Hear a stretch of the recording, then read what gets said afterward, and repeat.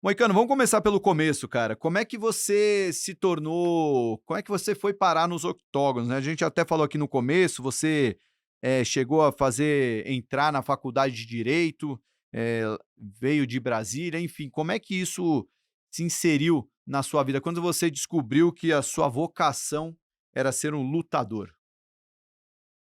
Eu podia te dar uma história bonita aqui, Tiagão, mas a verdade é que eu não queria muito trabalhar não, entendeu? Então eu fui escolher uma profissão em que eu pudesse aliar os meus hobbies, e isso já foi uma coisa que já foi pensada, né? Porque, por exemplo, vocês que são do mercado financeiro, muita gente do mercado financeiro não acha o espaço de tempo, né? O tempo, um espaço ali na agenda para treinar, para ter uma boa qualidade de vida. Eu conheço gente do mercado financeiro que saiu de Brasília, né? Que é a terra da mamata lá de concurso, para trabalhar na iniciativa privada, para trabalhar com isso. O cara não tem tempo de viver. Meu irmão, o cara trabalha de manhã até de tarde, vira à noite trabalhando. Então, eu sempre pensei nisso. Pô, e se eu conseguir fazer uma profissão que o meu hobby, né, seja minha profissão, eu ganhe dinheiro fazendo o que eu gosto e ainda assim eu tenho um benefício de saúde. Então, tipo assim, basicamente as coisas que as pessoas fazem para manter a saúde é o que eu tenho que fazer para lutar. Então,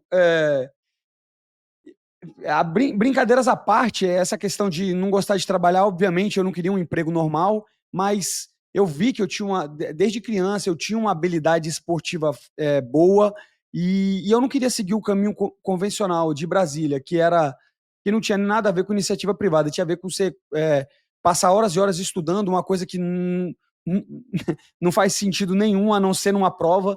Então eu via, e como vejo muitos amigos passaram a vida inteira estudando, decorando fórmulas, decorando coisas que eles não fazem nem ideia do porquê, passando numa prova, entrando lá num concurso público e virando, porra, mais mais um sanguessuga do Estado, né? E eu falava, velho, eu não quero isso, eu quero algo diferente, eu quero seguir meus sonhos, eu quero. Meu irmão, eu quero. Eu sempre fui muito fã de meritocracia, então é isso. Onde é que a gente pode ser o mais meritocrático possível? No esporte. Não há nada que se compare ao esporte. O esporte independe de sexo, de raça, orientação política. Você vai botar dois caras lá, o melhor vence. E não tem nada mais ainda. Por exemplo, o futebol, que é o que muita gente gosta no Brasil. A culpa é sempre do zagueiro, a culpa é do goleiro. O atacante todo mundo gosta. Agora na luta, não. A culpa quando eu venço é minha, quando eu perco é minha. Se o treinador me dá uma dica errada, a culpa foi minha que escolhi o treinador. Então, eu gosto de poder ser um senhor do meu destino. Eu gosto de poder ter minha vida alterada pelas minhas decisões. Então, sempre foi um sonho meu ser um atleta, e à custa de muito sacrifício, de muito trabalho, eu consegui, graças a Deus. Então, eu comecei no esporte, já como você falou, como você perguntou, como é que eu fui para o esporte? Eu fui para o esporte com 8 anos de idade, porque minha mãe queria que eu fizesse uma arte marcial, alguma coisa, porque eu era muito ativo, que nem meu filho é hoje, e eu sei hoje o que ela passou, antes eu não sabia. Hoje, como pai, eu vejo que é difícil ter uma criança de 5, 6 anos em casa com extrema hiperatividade, então ela me colocou no judô, e, e aí foi isso, eu ia no judô, tipo, eu gostava de competir, eu me sentia bem, fazendo algo ali que as pessoas achavam que eu era bom também, isso foi outra coisa, eu encontrei uma identidade no esporte, entendeu? Eu me achava meio merdão em tudo na vida, mas no esporte eu ia lá, eu via que eu era bom, eu via que as pessoas me achavam bom, e aí teve esse comportamento de reforço, né? Então eu ia lá, nego, porra, tu é bom. Aí eu treinava mais, caramba, você ganhou uma competição, e aí dá aquele reforço positivo, e aí uma hora eu cheguei e falei, bicho, é isso. Quando eu tinha já, sei lá, 14, 15 anos, eu tinha muita vontade de ser um lutador profissional, mas eu não sei se eu falei aqui ou foi em outro podcast, mas eu falei com meu pai, né? Falei, pai, eu quero ser lutador profissional. Aí ele falou, porra, tá louco, você não aguenta um soco, velho. Como é que você vai ser lutador? Você é um magrelo desse aí, você não aguenta uma porrada. E eu me lembro que eu falei, porra, beleza, se meu pai acha que não dá, não vou falar mais disso pra ninguém, mas eu vou trabalhar em silêncio. E foi exatamente o que eu fiz. Eu estava comentando com vocês, eu nunca gostei de futebol, mas eu me lembro que com 14 anos de idade eu já treinava jiu-jitsu, e eu pensei, como é que eu posso me tornar melhor no jiu-jitsu? Ah, eu posso frequentar as classes, mas eu também posso focar na preparação física. E onde é que eu vou fazer isso? No futebol. E aí, meu brother, eu comecei a fazer aula, escolinha de futebol, que era algo que meu pai gostava também, ele fanático por futebol, então ele deixava eu jogar, e aí eu fazia todas aquelas preparações, enquanto todo mundo queria jogar, eu estava indo lá pela preparação física. Meu irmão, corria sozinho, fazia barra e paralela. Então, é o que eu sempre falo. Eu me lembro de ter ido para o colégio, tipo, ensino médio, no colégio, de um professor falando assim: ah, não, você vai ter uma prova aqui, mas é, você não pode focar 100% na prova. A vida tem outras coisas, porque se você for mal na prova, você vai ter desperdiçado um tempão, entendeu? Um tempão estudando e não vai bem na prova. E eu lembro já, moleque, devia ter, sei lá, uns 16, 17 anos, falando: cara, esse cara tá viajando, velho. Esse cara tá viajando. Se você quer algo, brother, você tem que botar 100% tudo. E se você perder no começo lá, você volta e tenta de novo. Então, aí já entra outra crítica ao sistema de educação, mas vamos deixar mais para frente essas críticas. Mas o fato é o seguinte: eu sabia que a maioria das pessoas estava fadada ao fracasso e estava fadado a viver uma vida que elas não gostam, entendeu? E eu Uhum. ousei tentar algo diferente. E graças a Deus que eu tentei, que hoje em dia eu tenho a vida que eu sempre sonhei. Qual a vida que eu sempre sonhei? Extrema liberdade e extrema responsabilidade. Eu sou responsável por tudo que acontece na minha vida e eu gosto disso. Eu gosto de ter o controle e as rédeas. E é assim na minha vida inteira, na minha família, com a minha esposa. Tudo que eu, tudo que eu prego e que eu procuro é alta responsabilidade e alto desenvolvimento. Ô, Moicano, só antes de passar pro Chataque, qual foi o ponto de virada na sua vida profissional? Porque aí você entendi quando você começou ali, botou na cabeça que você é lutador, mas entre lutar e virar um funcionário do UFC, né, um cara que, porra, a gente sabe das cifras que movimentam essa indústria e tudo mais, e poder ter até o que você falou, né, o objetivo final de liberdade, né, de poder escolher quanto tempo demorou isso e qual foi o ponto de virada de falar: "Caralho, agora eu me dei bem, agora eu dei certo"? Pô, demorou muito, porque no começo da minha carreira, apesar de eu querer muito ser lutador, eu tinha muito medo, como a maioria das pessoas tem, entendeu? Então eu não tinha medo de perder, eu não tinha medo de apanhar e de me machucar. Eu tinha medo, como até hoje eu tenho, que é do fracasso, né? Isso é outra coisa que eu também acho que, já que a gente está falando de um esporte, de um podcast de esporte e mentalidade, se eu poderia, se eu pudesse ter uma frase impactante para esse episódio é: não tenha medo do fracasso, abrace o fracasso. Muita gente é, quer esconder as suas falhas, esconder os seus fracassos e não quer mostrar vulnerabilidade e também não quer reconhecer. Só que tem um grande problema, e quem é do mercado financeiro, como vocês sabem, a gente só. Eu vi uma vez o Jeff Bezos falando isso, e ele falou o seguinte: ele falou, meu brother, os seres humanos não são feitos para reconhecer falhas e erros. Os seres humanos eles desenvolvem todo. Aí a gente entra em outro papo, que é ego, id, né, que é a construção da personalidade, mas a gente desenvolve toda a construção de personalidade tentando ser tentando ser mais tipo soft, né? Tentando ser mais Uhum. tranquilo com a gente mesmo. Ah, eu não errei, calma. Só que é o seguinte, quando você está falando de competição, você tem que ser extremamente é, visceral nesse sentido. Você tem que olhar e ver o que você é bom e o que você não é. Uhum. Entendeu? Você tem que olhar e falar, velho, eu sou um merda nisso, eu sou bom nisso.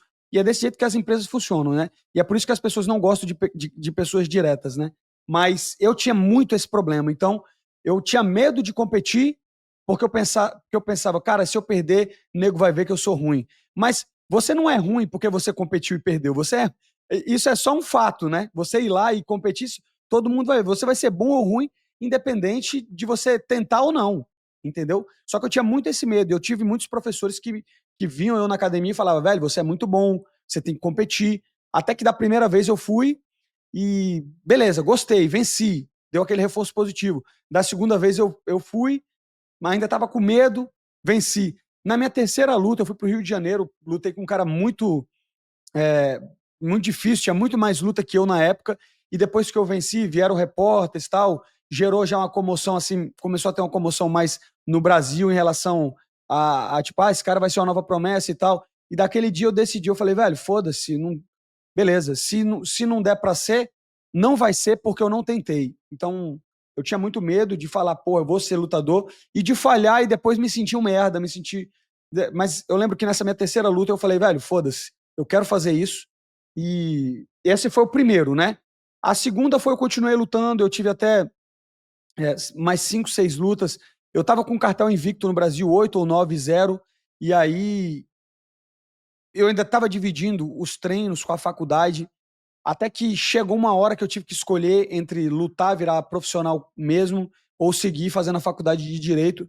E eu falei o seguinte, brother, eu ia pra faculdade de Direito, eu não gostava de Direito, eu não gostava da turma, eu me forçava aí, não era uma parada que eu gostava na época. E aí, tipo, eu falei, velho, foda-se, eu vou me dedicar completamente a isso aqui. E se eu for pobre, é consequência desses meus atos, eu ainda sou novo e eu ainda tenho tempo pra, se não der certo, perseguir outra carreira, né? Tem um conceito econômico muito bom, que é o conceito de custo de oportunidade, que quando você é novo, você tem mais custo de oportunidade. Ali, nos meus 18, 19 anos, se eu falhasse como lutador, eu poderia voltar para uma faculdade, Uhum. eu poderia fazer a faculdade de novo, eu poderia ter outra profissão. Agora, o custo de oportunidade de ser lutador, você tem que pegar um tempo e aproveitar muito.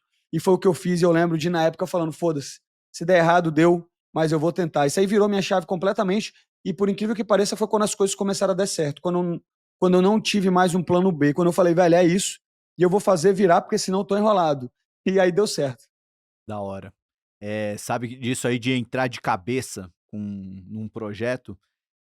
Ficou bem famoso aqui, não sei se você chegou a ver, Moicano.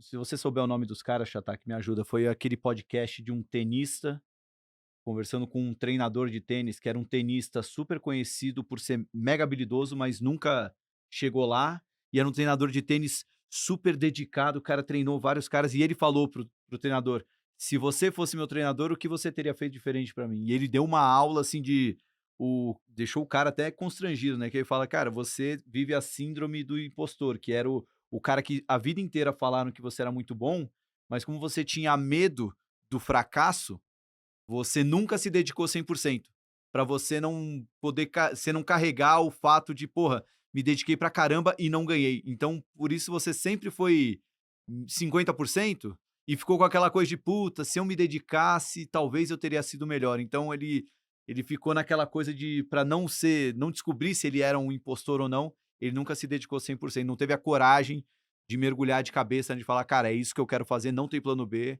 eu vou com tudo". Você tá ligado desse vídeo aí, Chata? Como é o Super. nome desse podcast? Na, Então, na verdade, é um corte do Nick Kyrgios, né? Eu tava procurando aqui, Que é um tenista australiano que ele é conhecido por ser como se fosse uma espécie de bad boy, né?